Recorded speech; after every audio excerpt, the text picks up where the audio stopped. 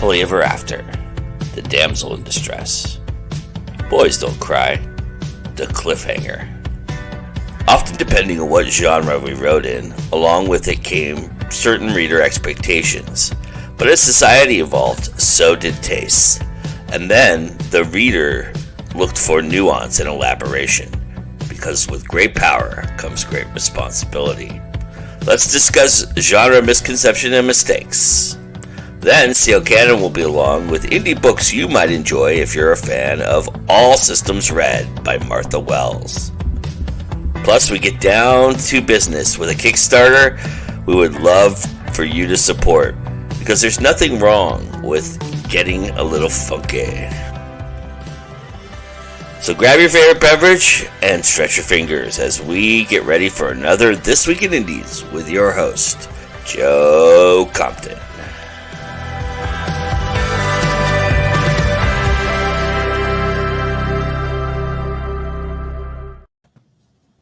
Yes, hello everybody. Good morning, good afternoon, good evening. Thank you for joining us. Really appreciate it. Sorry for the late start, y'all. Technical difficulties on my part, nobody else's. So I apologize for that. And welcome to the show. Welcome to This Week in Indies. It is my last This Week of Indies for the season. We've got a lot of great show to talk about, things to talk about. We're going to do with the panel that you saw when I jumped in here. And before we do that, though, a very important message for a very important cause. We have a Kickstarter here from the folks at MVMedia. They're on their last run here, the last few days of a Kickstarter. They're so close to the end. So if you find your way in your hearts to give them a little something, they would really appreciate it. It's a really awesome Kickstarter.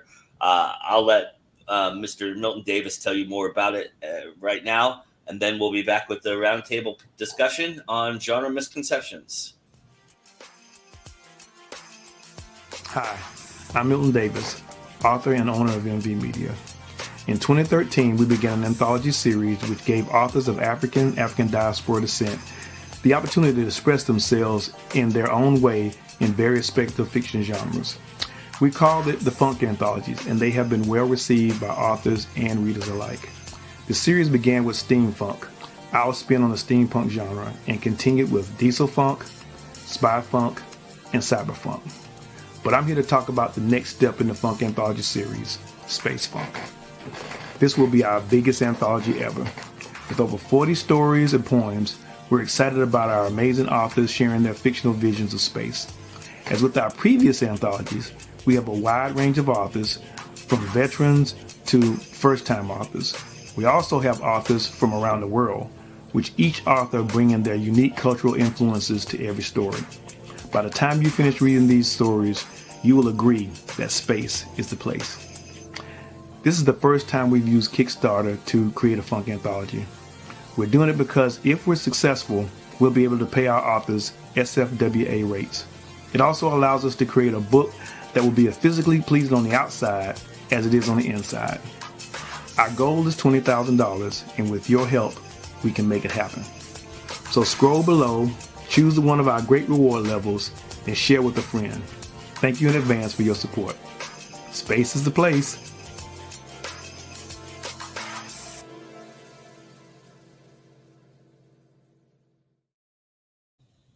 Space is definitely a place. Milton does some amazing work. It's an incredible anthology to support and be a part of. Trust me, some of these authors, if you've never heard of them, they'll blow your socks off. I know quite a few of them, and they are amazing at writers, and it's just a really cool opportunity. So please, the link is there in the description, and it's available right now. I'll even put it in the chat right now.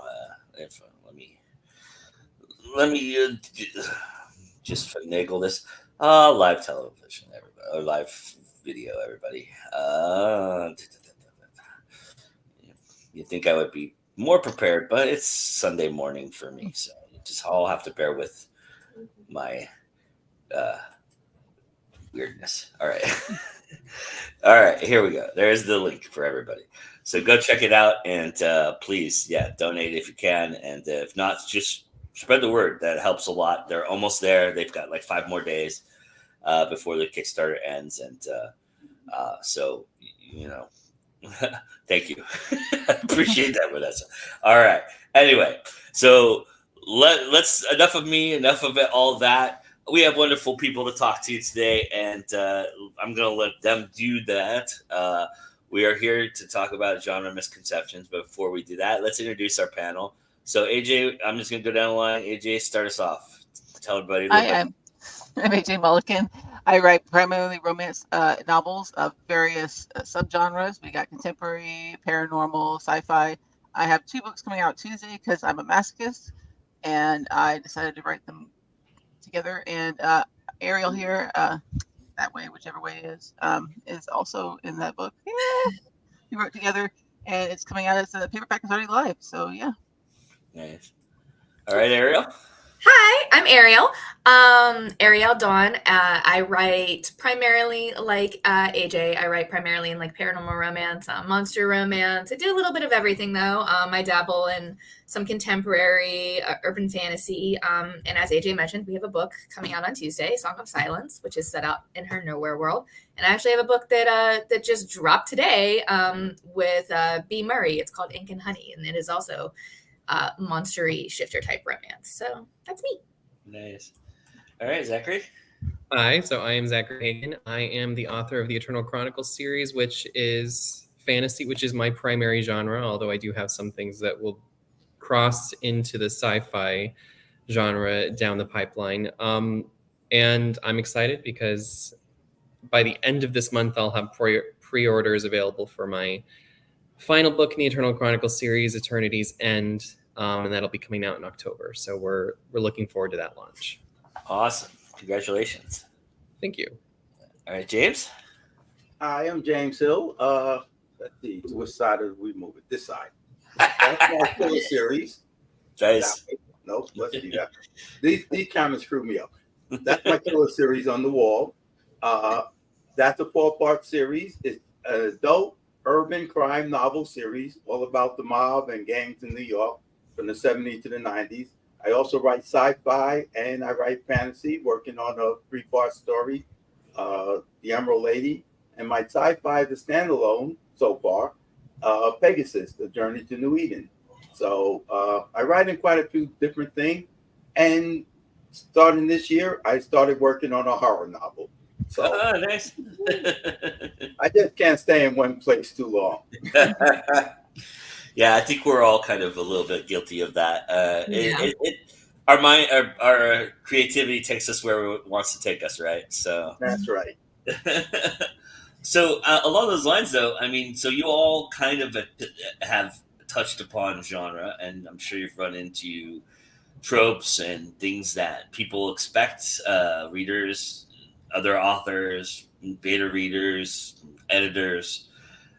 And one of the things about genre that makes it so palatable, so gathers an audience, is because familiarity breeds it, right? There's an idea behind genre that readers have an expectation for certain things, which isn't not necessarily true. We evolved as readers, but when we were younger, we gravitated to certain things, and that certainly influenced how we write. So in that vein, I'm curious if you find your younger writer self, when you started, a little bit more hanging on genre than you do now.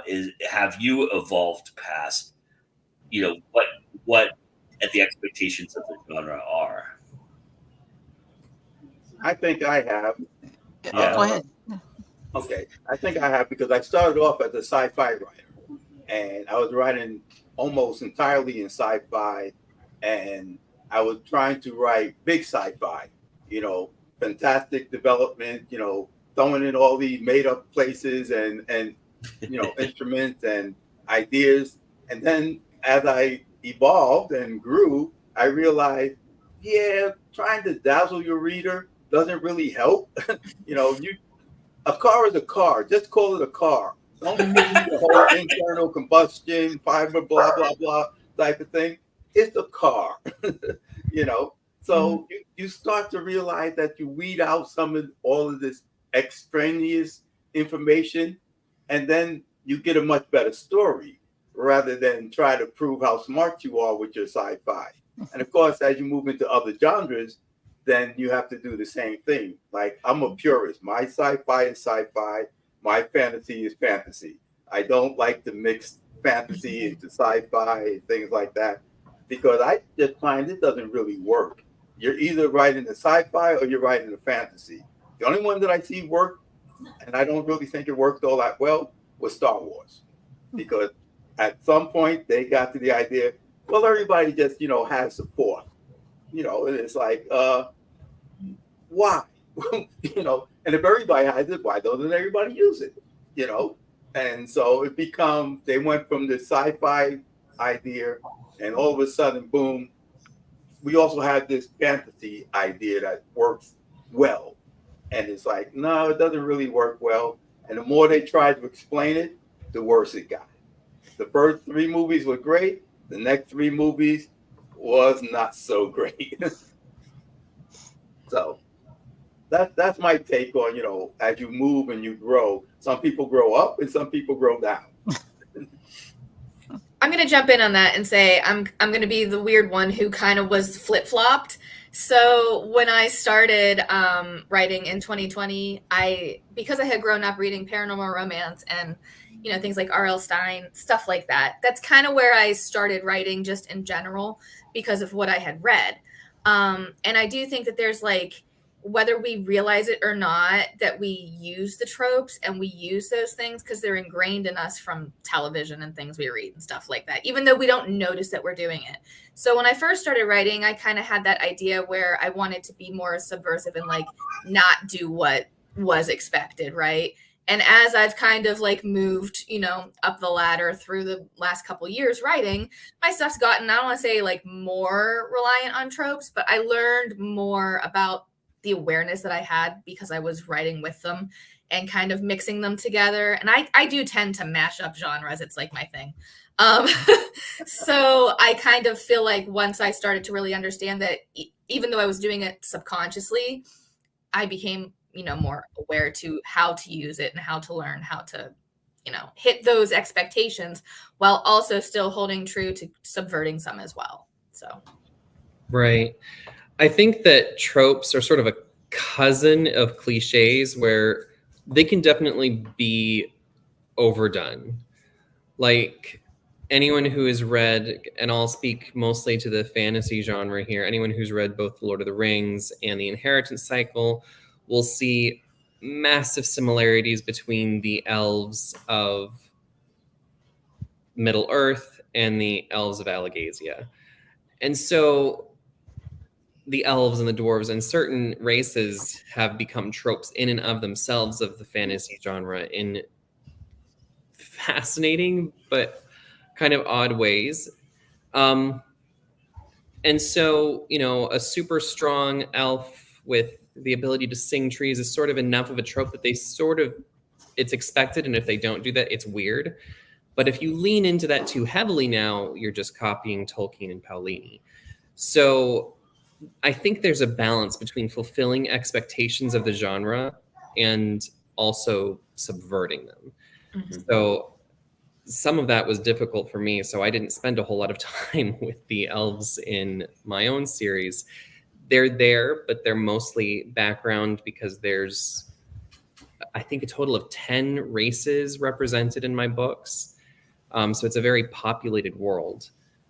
And that was how I subverted it. I think that each book or each series has to find a way to stand out while simultaneously being something that's familiar enough to readers that they can get into without feeling like you're reinventing the genre. Mm-hmm. It's a great point. Yeah, I find that some readers, though, look for certain tropes in their genres, and if you can't identify the tropes that you have, it's harder to market what you have, whether it's good or not. If it can be the best book out there, but if people don't recognize the tropes that they're looking for in the book, they're not as likely to buy it or give it a shot, because they think, well, I want XYZ and I don't see this in here, so I'm just gonna not bother with that one, no matter how good it is. Especially in romance, and that's very heavy in romance. Yeah. Right, because of course people will be looking for the friends to lovers or the enemies to lovers or the slow burn, and those kinds of tropes are why people will read some of those books. It's less common, I think, in fantasy and sci-fi. But one of the comments that I saw pop up was like the bastard child. That is such a common thing in fantasy, and I actually happened to do that in my books. It happened to be relevant to the plot, which I think is another reason to use a trope. If it helps to tell the story, great. If you're including it just to include it, it feels like you're just mashing things together. Yeah, I know what you're talking about, because in my fantasy, I wound up putting a dragon into the story. And, fantasy, you always wind up with a dragon somewhere. So I wound up putting a dragon into the story because I needed some way. It's a mermaid pirate love story. And I needed some way for the mermaids to locate their sister and locate the other guy and all that kind of stuff. So I figured, all right, a dragon could see everything. He can fly. He can see the world. But the mermaids had the water. Men had the land. Who would be of the sky? So naturally, a dragon. So I put the dragon in. But unfortunately, the dragon wound up taking over the series, because now it became, well, how do dragons become dragons? How do we get dragons? And so I had a whole mythology that built from there. And of course, that made dragons the third major character in the story and in the series. So it went from being just a device I needed to carry this one story on to being the impetus for a 3-book series. Because then it's like, all right, so you have the war between mermaids and men, but you also then have the war between the mermaids and dragons, which I now have to go to book 2 and explain that part. And the third part would be, so sometimes it's a trope is a good thing because it can really expand your world, is what I'm trying to say. It's just not hammering it into the story just to say, I have a dragon in my story. JD's comment is actually what I was going to talk about too. And he says that it's curious. Often people say they love originality, but they love tropes more. And I find that it's true for even when I'm writing, right? So I've attempted a fantasy series. I've been writing for a bit now, and I wanted to avoid all of what you guys were talking about, elves and dragons and stuff like that. And then I had a moment where I could put a dragon in, and then I said, why wouldn't I do that? That's part of why you write fantasy, right? Is you can put dragons and elves and all that in there. Who cares about what people think about it, right? So, and so that's, I wanted to bring that into the discussion a little bit. How much of your own personal taste, your personal, biases, all of those things factor into how you write a story with genre and tropes and that nature? Are you thinking about that versus thinking about, what would sell in a lot of ways? I think I do more often as I write more. I write with certain tropes and genre specific themes in mind, because I've realized how much better things move and sell, and how much more people actually read what you've written when they know what tropes they're looking for in the book. So if you can identify your own tropes that you've got for your genre, I think it really helps to move things and get them get them out there. Yeah, I definitely have to agree with that. Just in general, I do try to when I'm writing a book, a lot of times I do try to research my genre, especially if it's a genre I haven't written in before, because as we kind of said, our muses take us where they take us, right? So for instance, before I started writing Monsters of Ashwood, which is a monster romance series, I'd only read like maybe a couple of those books. So I really did my research into like what the tropes were in that genre that people were really looking for, to be able to deliver that, but also be able to, kind of slide some other things in there that maybe aren't necessarily part of the genre. But you have a book like my Forevermore series, which is not necessarily as reliant on those tropes. They're still kind of there. And that series has its own sort of, marketability too, versus the Monsters of Ashwood, where I leaned more into it. And so I can kind of see, with being able to do that, where that reader is looking for that checklist of things, right? And I feel like sometimes too, especially like when we're dealing with books and social media and things like that, everybody's attention span is so like minute now that I feel like if you don't hit it in that couple seconds, like this is a slow burn enemies to lovers with, this thrown in here, immediately it's kind of like moving on to the next. So I don't know if it's like that in other genres, but at least I experienced that a lot in the romance genre and the subgenres of romance. So yeah, I think in fantasy we have a little bit more time to get their attention, largely because so many of the books are so long. You have to have, I mean, really, if you're going to commit to reading a fantasy, you're probably committing for 3 or more books. And typically, unless it's written in the style of a young adult or a middle grade sort of situation, you're going to have a book that's over 100,000 words, which is sort of unheard of in the romance genre, right? They tend to sit 50 to 60 or... Not really. No, people have 100,000, 130,000. Oh, really? Ones. I guess I personally haven't read a romance that's gone over about 65, but no. With that, out there. Maybe I'm just not. I guess most of the ones I've read are more just modern. They don't really go into like the paranormal or the fantasy genres very much. So maybe it's sort of subgenre specific with that. But with fantasy, I think the shortest one that I wrote was around 72,000 words, and my books are on the shorter side of the fantasy genre. So length plays into that as well.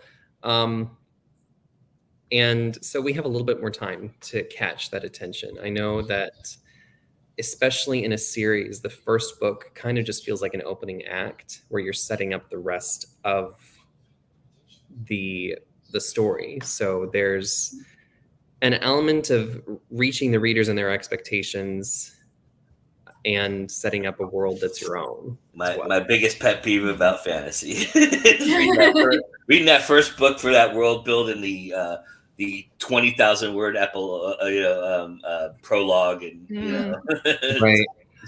I know the biggest critique that I got for my first book, because I happened to have the opportunity to actually teach my first book in a class, was that it was a slow start and not all the students were normal fantasy readers. And I was like, well, you have 4 main characters coming together for a quest in the first book.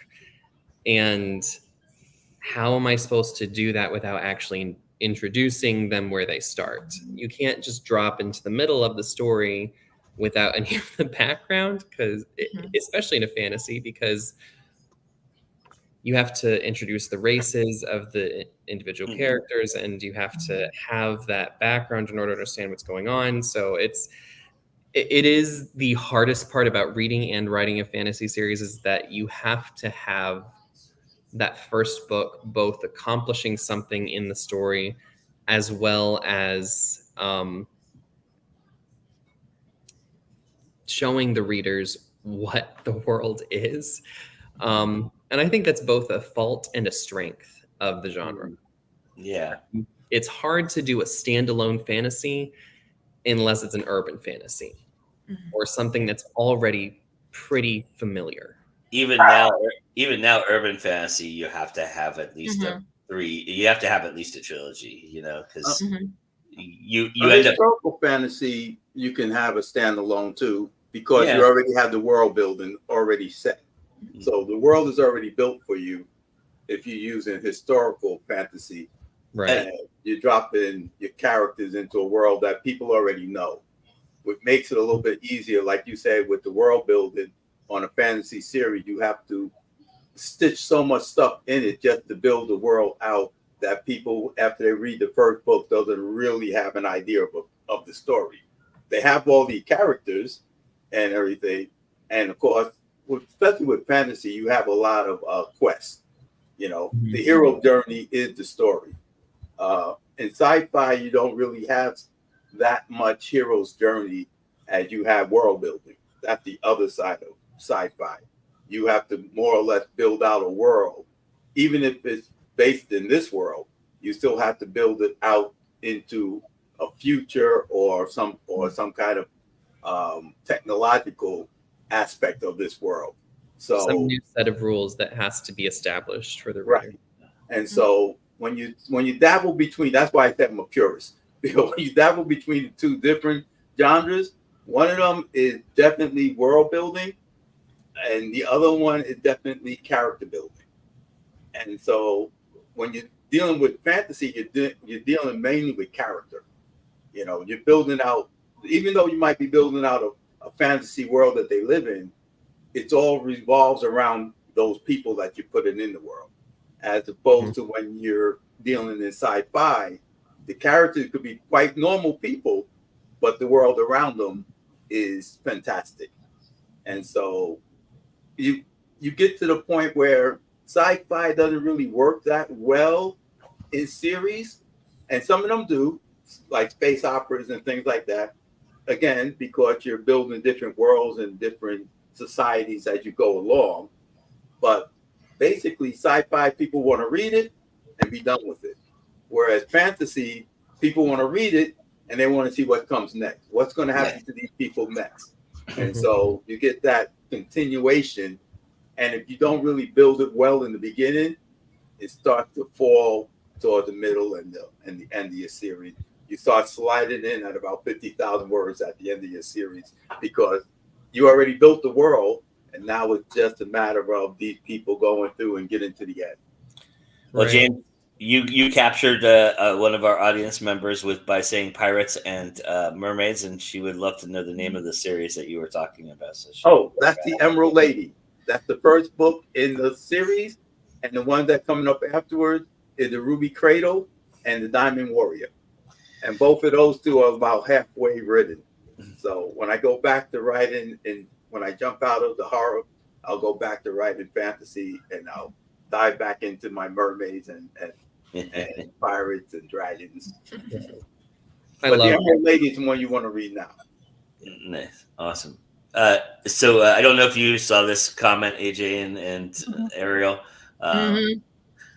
This is an interesting one for me because romantices is a fairly modern term. It's and it's kind of interesting.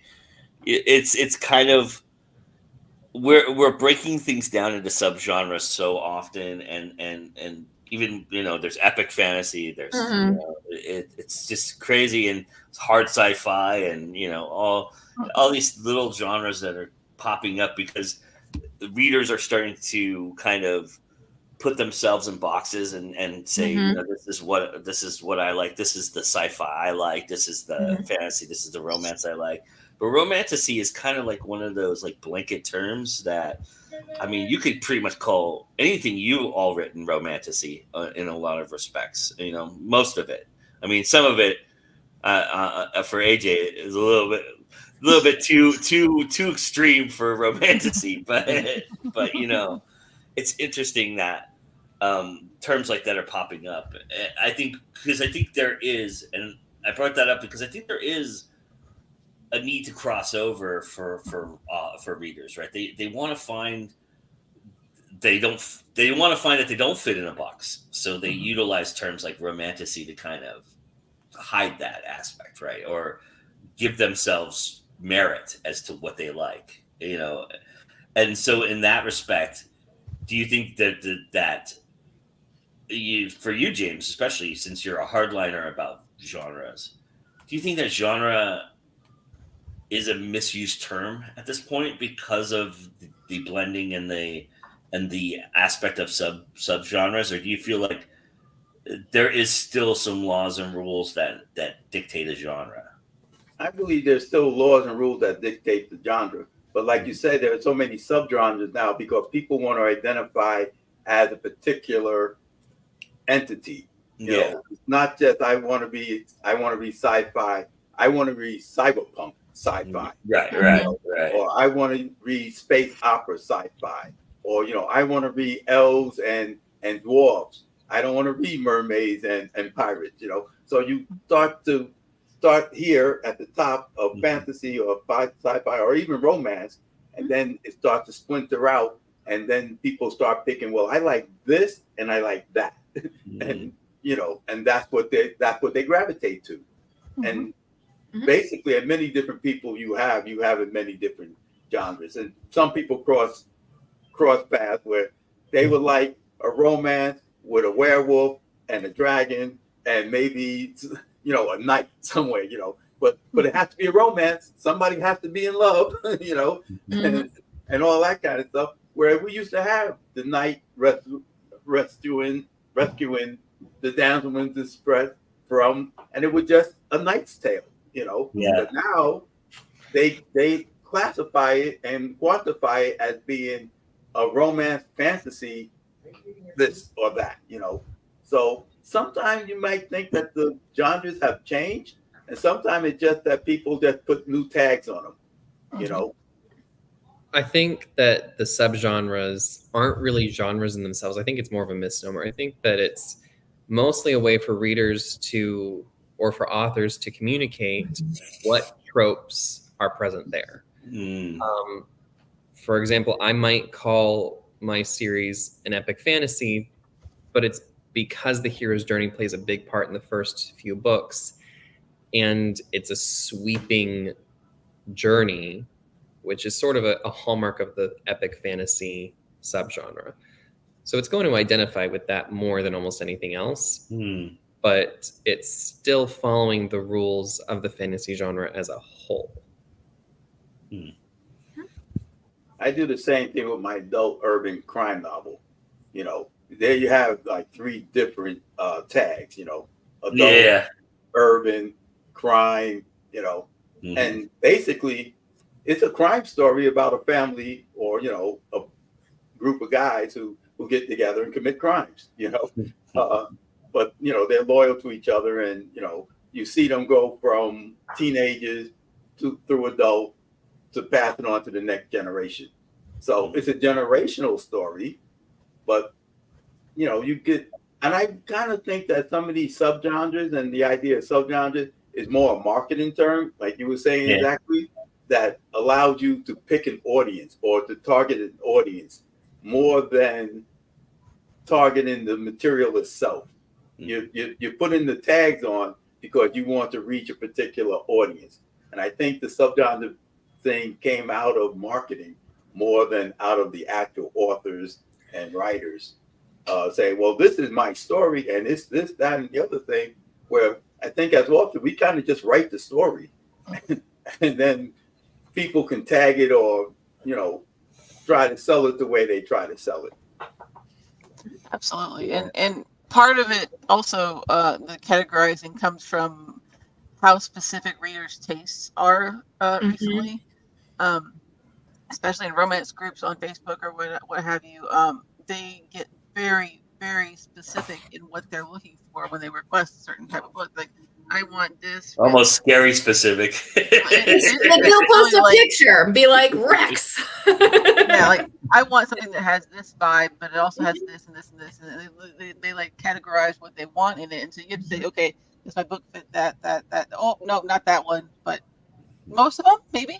So you kind of got to go with what the reader's vibe that they're looking for is, what their taste or what their momentary craving is. Yeah, I blame Amazon. I was gonna do that for you, but yeah, thank you, James. I was gonna say the subgenre thing really comes from indie authors and authors in general trying to reach those categories, right? And the thing you were talking about, AJ, and Amazon allowing you to kind of filter that a little bit for it helps because it helps their algorithm. It helps gain more audience and everything like that. It was all designed by Amazon to make profit, but for authors, it is also that model. But unfortunately, for a lot of us, it doesn't garner as much profit as we had hoped, right? So I think at least for romance too, like I feel like a lot of that is definitely like driven by the readers though too.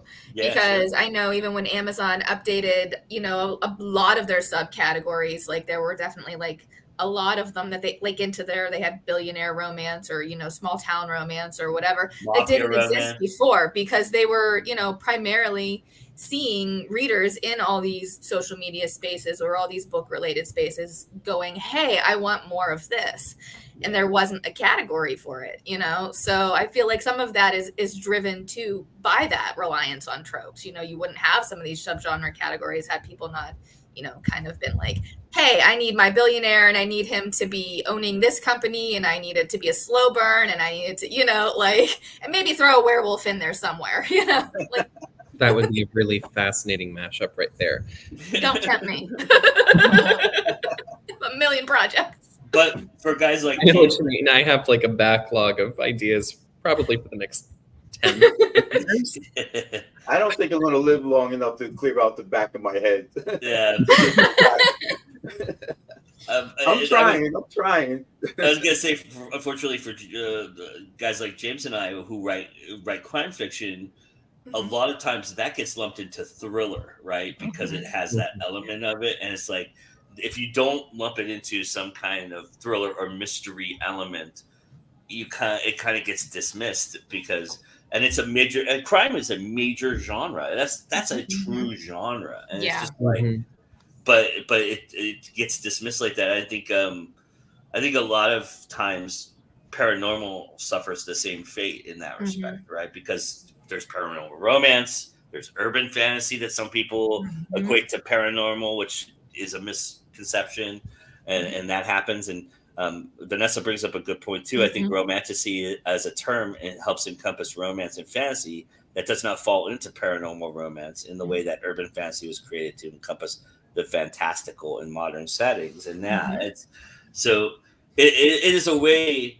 I mean, it seems like when you invent something, you really don't invent it. You're just reinventing it. The wheel has always been there. It's just that we're now recognizing the spokes within the wheel kind of idea, right? And that's hard. That's a hard thing.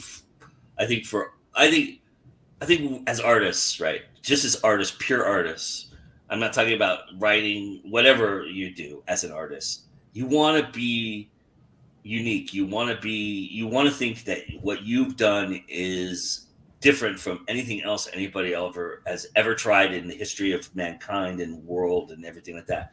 But in the ultimate irony of it all is that you don't realize it because it's all subconscious. You're really just expressing what you love, and somebody else loves that too. You're not alone in your love, and then you realize you're not reinventing. You're just reinventing something. You've never invented anything in your life, and because it's so hard to trace back to where the origin of what that is, right? Like, you know, a lot of people would say that Tolkien is the origin of epic fantasy or the hero's journey, and there was hundreds of books that were published before Tolkien ever did that, right? And they just don't get recognized like Tolkien because Tolkien is, you know, the Zeus on the mountain, you know, and so that happens, right? Yeah. But then before him, there was the Iliad and the Odyssey. You're right, yeah. and those were influences of his. He was influenced by Shakespeare. I mean, there's all kinds of things that Tolkien was influenced by that lent himself to bring that. Now, how you present that could be unique and different, and that is where your artistry comes into play. And then, you know, even subverting tropes and subverting genre misconceptions, somebody's done it before, or somebody's thought of that, right? Because one, you want to have an audience, you want to hope somebody's thought of that, so that somebody goes, "Oh yeah, I love that. That's clever," you know.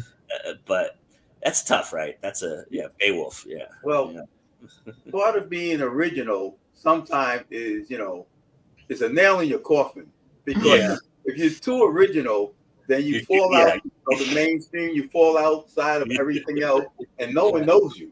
And sometimes your originality is really bad. When I wrote Pegasus, the first version of it, I thought this was going to be great because I wasn't giving anybody any idea of how this sci-fi was going. And I was jumping from head to head without any warning. So it was a psychological thriller. It was, this dystopian world. It was all these kind of things. And it was a roller coaster of emotion. And everybody came back and said, this is horrible. I can't understand. I can't follow the story. It sounds like a great story, but I keep going back 2 or 3 pages to read over what I just read. I was like, I want the people to have to slow down and read the story. I don't want you to read through it like an adventure. I want you to slow down and study the characters as they're going through this world. And guess what? No one likes to do that. So I had to rewrite it a bit and, band it out a little bit more and give people clues as to where we were going and all that kind of stuff. But my original idea was it was going to be snappy and it was going to throw you back and forth like a roller coaster. Yeah. And like I said, it was going to be original. This was going to be an original sci-fi. Yeah, it was too original. I had to go back and, take out some of that stuff and put a little bit more convention to it. And as a publisher, since I'm also a publisher, I look at people who come to me and say, oh, this is an original idea. It's never been done before, this and that.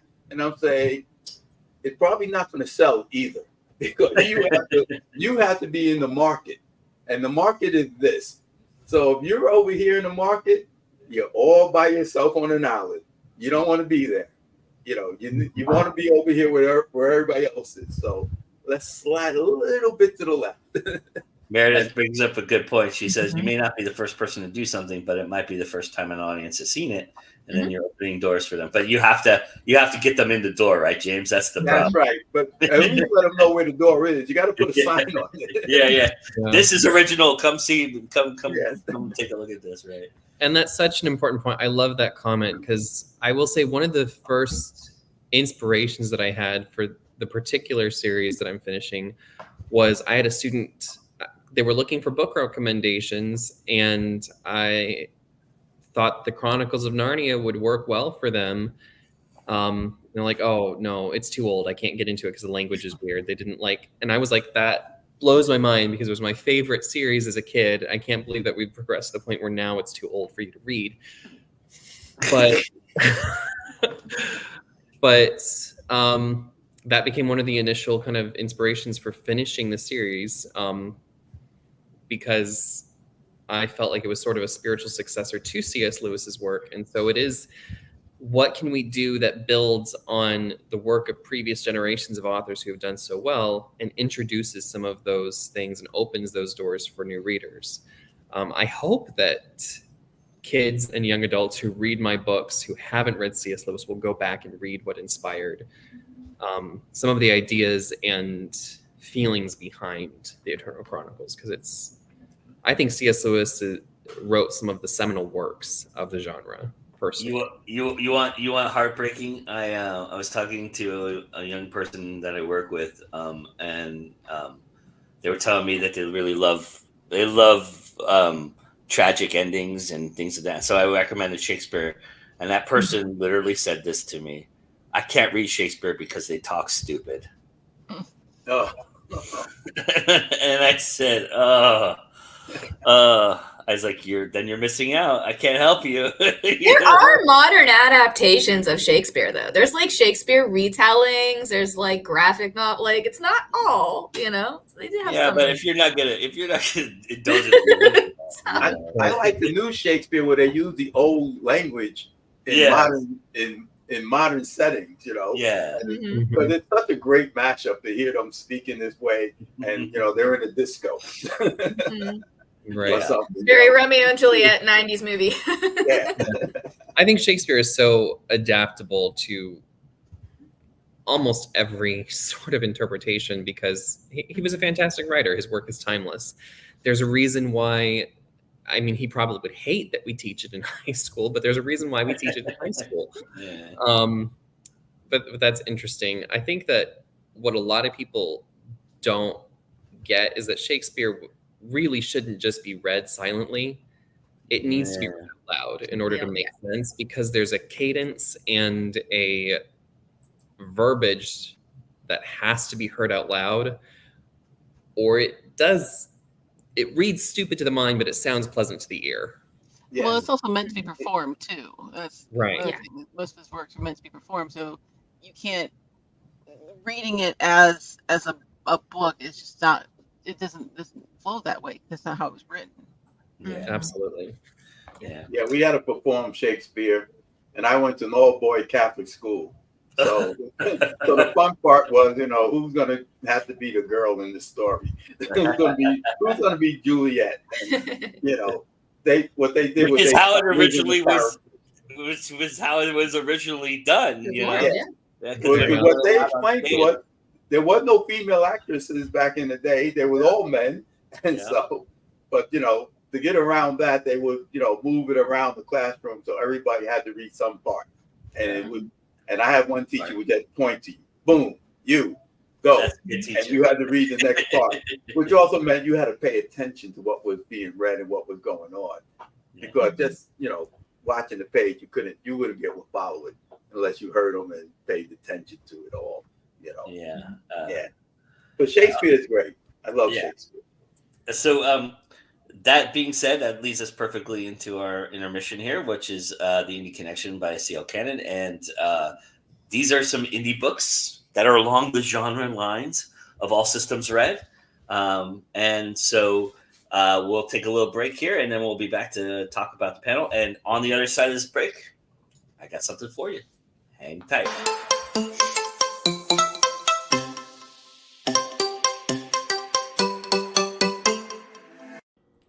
C.L. Cannon here from Fiction Atlas Press, bringing you another Indie Connection.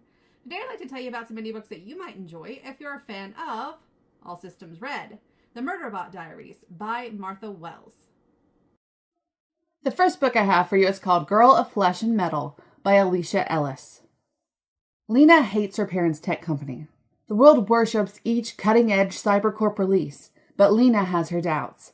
Machines that think for themselves? She doesn't trust them. So when a car accident lands her with the company's first cybernetic arm, she's pissed. A glitch in the arm's artificial intelligence makes her sleepwalk. Meanwhile, children of Cybercorp employees start dying in their beds, and thanks to her unwanted nighttime strolls, Lena has no alibi. Is she a target? A suspect? Lena literally can't sleep at night until she proves her innocence, or her guilt. The second book I have for you is called Steel Guardian by Cameron Corral. A timid robot protects an abandoned baby in a post-apocalyptic world. The AI uprising destroys society. Machines turn against humans. The military soldier bots have one function: seek and destroy. Block is a simple cleaner bot programmed to scrub floors and serve hotel guests. Forced to leave his city, he must avoid dangerous soldier bots and find a new hotel he can call home. But when Block discovers a human infant, his surprise attachment to the girl compels him to protect her. Together, they road trip across the dystopian wastelands of America to safe haven. Along the way, they encountered Nova, a rebellious soldier and ally. The unlikely friends must tackle the biggest challenge of their lives in this heartwarming science fiction tale of friendship and robot redemption. They face mortal danger from bands of scavengers, militaristic robots, and combat mechs as they cross the post-apoc landscape. But their greatest threat is a cyborg bounty hunter who will stop at nothing to find Block and the child. An infant who holds the key to humanity's future. The third book I have for you is called Rise of the Forge Hearts by Emily Huffman. RO's existence has always been dedicated to one simple directive: protect the king. Like all the constructs, they complete their orders without thought or feeling. But when a magical phenomenon sweeps over Haydn, the constructs transform from mindless metal to fully sentient beings. Now RO sees the world through new eyes. Beauty, curiosity, and endless questions that used to be out of reach now overwhelm them. Despite their potential, not everyone views the change favorably. The organics they used to serve fear what the constructs have become and what they may be plotting. When constructs begin disappearing, Haydn's council sees it as proof of the construct's nefarious intentions and threatens to decommission them all. While navigating their newfound thoughts and feelings, Aro must solve the mystery of the missing constructs, even if the truth may put the king they've sworn to protect in danger, because if they fail, the constructs' lives could be over as quickly as they began. The last book I have for you is called A Star Too Far by Alexandre Marseille.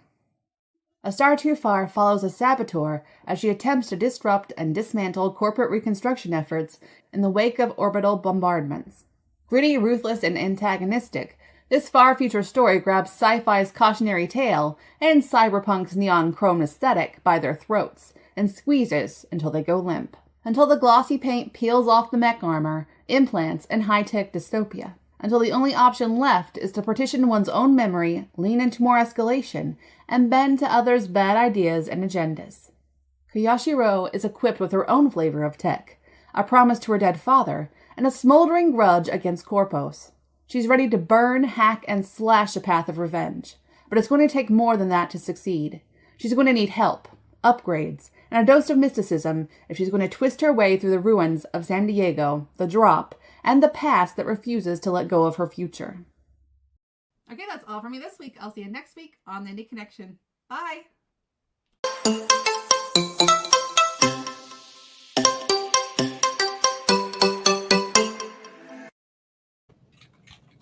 Okay, first and foremost, thank you to CL Cannon for that wonderful Indie Connection. All those books are available. The links are in the description. Please add to your TBR. We'd love to do that. And that being said, so over the last month, I put this survey out, and a lot of you filled it out. A lot of you put this in there. I was asking you what books of these books that I've listed here are on your bookshelf, and I didn't give you any context as to why. So now here I'm about to tell you why you all did this for me. So you may not be aware of this. A lot of you haven't been here for forever, like I have. But the Indie Connection turned 6 years old. This Week in Indies turned 6 years old, and so does the Indie Connection this fall. We've been around for 6 years. The Indie Connection has been with us since the beginning. It was something that CL Cannon wanted to do right from the start, and she's been doing it nonstop every single week that we're on this show. We do about 47 shows, 47 shows a year.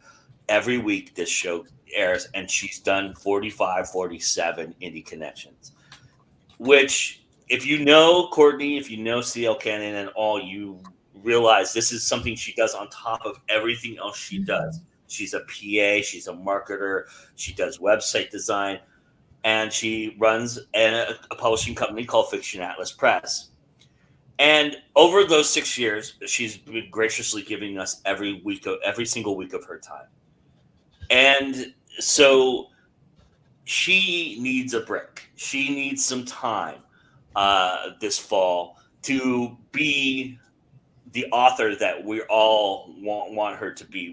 I want her to be able to have time to write and succeed. And so she asked if it was possible that she could take that time.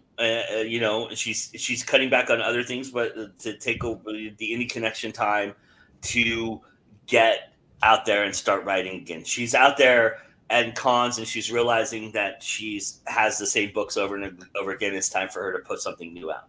Mm-hmm. And of course, I support that 1,000%. So the idea that we came up with to supplement that, all those books you saw on the bookshelves are Indie Connections that she's been doing for the past 6 years.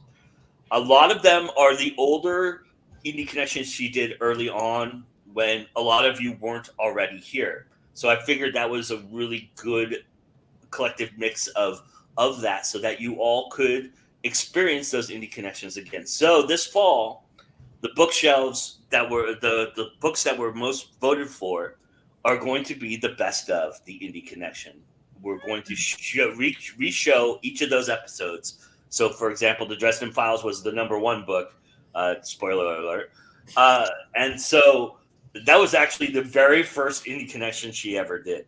So we're going to be showing all of those. And throughout the month of November, Courtney has always done this thing where she's taken nano books, people who've created nano books and done those. So throughout the month of November, I'm going to have all of those nano indie connections. So for the fall, and do not fret. She will be back in 2025. We're real excited about that. But she needs this time. It's time for us to give her that time, and I'm very happy to do so. So that's why you filled out this survey. Those are the books that we will be featuring on the Indie Connection in the fall. The best of the Indie Connection, and so that is the whole reason behind it. Thank you all for indulging me. I'm taking away from the conversation, and I apologize for that. But we had some comments in the meantime, talking about what we were talking about before. And Deborah says, but if they took older stories, it's just Shakespeare, and put them into modern manga form, it might reach an audience or put that in a movie. And then Vanessa says, I never liked Shakespeare in high school, so I thought I didn't just like Shakespeare. We've got to a place called Shakespeare's Tavern here in Atlanta, and going there is when I realized I actually like Shakespeare. And then Cherry says, I read an author once who did a series of Shakespeare retellings. They followed the concept, used tropes, and the stories were told in modern day. It was an awesome series, but the author sadly never... I'm guessing finished it. But Matt, I read... she's repeating that. Let's see. Finish the series. Yeah, and I'm a fan of Shakespeare as well across the board. Sadly, they didn't finish the series. Yeah. And then Deborah says, even my college Shakespeare class used videos or live readings. That's where I learned to love Shakespeare. And then Vanessa says, I wish Courtney all the best in getting those new books done. Yes, I do too. And I can't wait to see what Courtney comes up with. Yeah, absolutely. It's an exciting time. Taking some time off to do our art is important. And we support that 1,000%. So I'm really happy for her. And I hope that, I hope that she gets to write the book series she's been wanting to write for almost 6 years now. So, there's nothing wrong with that. All right. So to wind down the conversation and kind of wrap it up here, I'm curious, is there genre specific misconceptions or mistakes or things that you vehemently stay away from no matter what, even if maybe you write it accidentally, you delete it later? And you don't have to tell me that. That's fine. We don't have to have it. There's no guilt of omission here. But I am curious if there's ones that you really, really focus on never crossing or putting out there. I go with the physical stuff. Like, if you get shot, you don't go flying out the window. A bullet will not make you fly across the room. If you're in space and you explode something in space, the spaceship next to you does not feel that explosion. There's nothing to transmit the force. I mean, radiation you will feel, certain things like that. But if you want to feel an explosion, it has to hit you if you're in space, because what people don't realize is on Earth, the explosion is transmitted by the wave pressure of the air. Mm-hmm. That's what you actually feel. You feel the air being pushed and hit you. So if anything hits you that hard that would blow you out the window, it would also cause soft tissue damage, which would kill you. And I had some sons who went through the military and stuff, and they would like, oh yeah, they had to identify people. They brought back bodies from when some explosion went off and killed people. Yeah, there was no visible sign that they were in an explosion. It was all soft tissue damage. It crushed their heart, their liver, their lung, because of the force of pressure. So you don't get torn off, your skin don't blow away and all that kind of stuff, So I make sure I don't put any of that into any of my stories, because that's gratuitous violence. I love violence in my story, but not gratuitous violence. It has to be somewhat real. And I try to stay away from other things that, you see in movies, for example, like the guy walks up and boom, the thing explodes, he flies out the place, then he gets up and brushes himself off. Well, if that actually happened to that guy, he's not getting up. Right.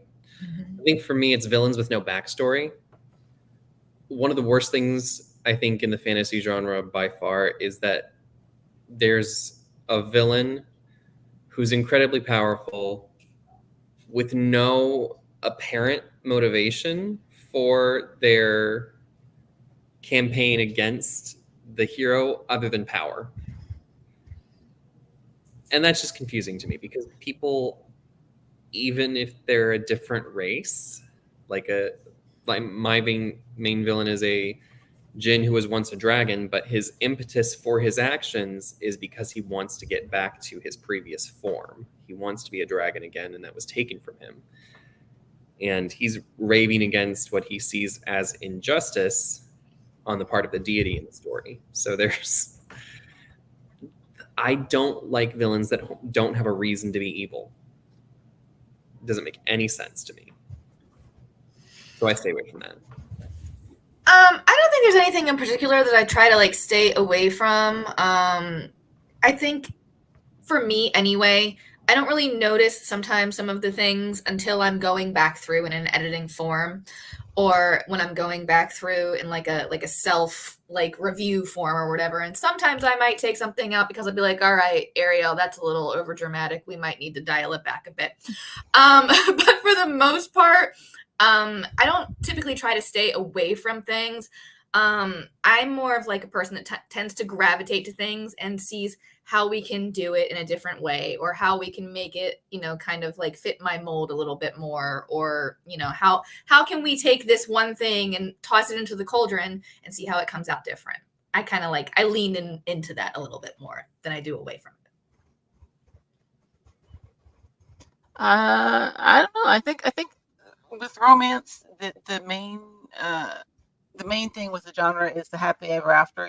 Making sure that they're at least happily for now, depending on the the series or what have you. But I think sometimes even that, like Deborah Parmley says in the comments, plausibility is important. Occasionally characters die, and you gotta, or bad things happen to them that don't get fixed, and so you gotta kind of work that in, still somehow make it happy ever after, despite the trauma. So it's a balancing act for sure sometimes. Nice. I think that's true across genres and across what we do, is that you have to make the story feel like it could actually happen, even if it's in the world that you're setting up, sci-fi or fantasy. Because if it doesn't feel like it could happen, it doesn't feel like a story. It feels like a dream. Yeah, there's no relatability, right? The audience doesn't relate, and you want the audience to relate because that's how they get involved.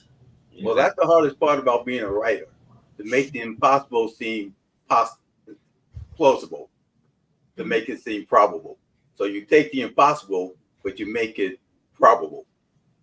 And that's really when you have a good writer that you're reading, because you say, yeah, okay, but I can kind of see that. That might happen, and then you wrote a good story, or, you're reading a good story. Yeah, Darth Vader being my father. Yeah, I could see that happening. I kind of saw that one coming. Like, I kind of figured that guy was going to be his dad, Well, I mean, if you speak German or know any German, that was given away just by his name, Darth Father. Okay. Wow, I learned something today. Thank you. Yeah. I did not know that. And I used to sit with German kids in school. I took French. My friend took German. Another kid took Italian. And a really smart guy took Latin. That's useful. Yeah. So we all sat around and we all talked to each other in a different language because, we had to get our homework done. Nice. Well, I really appreciate this conversation. It was a really wonderful conversation to talk about genres and misconceptions, and I really appreciate it. Let's go around the room and tell everybody where they can find you all. We're going to start with you, James. And I have fancy graphics for everybody today. Yeah, whoa, there goes my graphic. Yes. And those are all the current books that I have out now. You can find me at rockhillpublishing.com. I'm also the publisher, so you find me there. You find all my other friends and authors there too. So something for everybody. Awesome. All right, Zachary, you're next. And here you go. Here's woo. Those are the 4 books that are currently out. So you can find me at ZacharyHagenWrites.com or ZacharyHagen_writes on social media. And I'm not as active as I would like to be because I'm finishing up the book. But we're about to start getting more involved as we gear up for our launch. So ZacharyHagenWrites.com is the website. We'll be expanding for other authors here in the next couple of years with my publishing company as well. So everything will go on there. Meredith says she loves your covers. I love the covers too. I love my artist. All right, I don't know quite how to do this because we both wrote this book, but there's Ariel and AJ's collaboration together. Everybody, it's out Tuesday, right, y'all? Yep. Yeah. Paperback is live now. Yeah, there you go. And tell everybody a little bit about it and where they can find you, Ariel. So you can find Song of Silence. It is on Amazon. It does come out Tuesday. As well as I had a release today with B. Murray, Ink and Honey, that is also on Amazon, and that is out today. But you can find me at ariel-dawn.com. You can find me as author Ariel Dawn on Facebook. I'm pretty much everywhere. I do have a Bookstagram /author profile, Wrong Turn Romance on Instagram. And I'm on TikTok too. So I'm pretty much everywhere. Nice. Is this graphic you sent me? Is this the new book, AJ? The one I sent you was one that's coming out. The Micah's Girls is coming out in audio very soon. I just approved audio files. Yeah. So and you can find me at ajmullican.com. ajmullican.com/author has all my social media links and little buttons at the top you can click on, and I make it really easy to find me. So yeah, hunt me down, find me, follow, all the things. Awesome. And I'm Joe Compton. This is Going In Now. Thank you so much for joining us. You found us. Congratulations. If you have, please don't forget to hit the thumbs up and like button and subscribe, comment, do all the wonderful things you do to help us get seen. It's really important this week that you do that for us because it helps the anthology, or it helps the Kickstarter for SPACEFUNK. We're going to help it out a little bit more even then, but still, if it's organically seen, that's really great. And so by doing that, clicking the like button and doing that, you're helping them get out there to potential benefactors and people who want to contribute to the Kickstarter. So I really appreciate you doing all of that for us. This is my final show of the spring summer season. I will be back obviously in the fall. I'm pretty much not going anywhere, but that being said, next week Vanessa Junta, who you've seen in the chat today, will be hosting, and then Sean Hillman, SM Hillman, will be taking us home for the year for the spring and summer. Then we take August off, and we'll be back in September. We're really looking forward to another great fall season here at Going. We've got a lot of great programming heading out, still going out throughout that time period. Even still, we have tomorrow night, Vanessa and I are doing a mashup of our two shows, which we don't do the late night news the first Friday of the month, but this past Friday that we were going to do it was just crazy, so we postponed it, and we're doing it together with her talk show. So we're going to be doing late night news tomorrow night, and then heading directly from there into her talk show, Conversation and Cocktail, where I will be the guest. So I'm really excited about that. So you guys can come and grill me and talk to me in a manner in which I'm not accustomed. So late night news with a cocktail. So everybody do that. We also have before that a spotlight on the multiverse with another couple great guests, where we talk about one of our favorite things in the world, the Multiverse Convention. We're real excited about that. And we got all kinds of stuff going on all throughout the week. I've got shows that I need to put out there, and we'll do that. And that being said, thank you all for a wonderful, wonderful season. I've really enjoyed doing this year. It's been wonderful. And if you can drive through a tree, you can do anything. I can't get it up there, but it says if you can drive through a tree, you can do anything. But that being said, thank you all. Remember that it's always time to go indie now, and we'll see you again soon. Bye, everybody.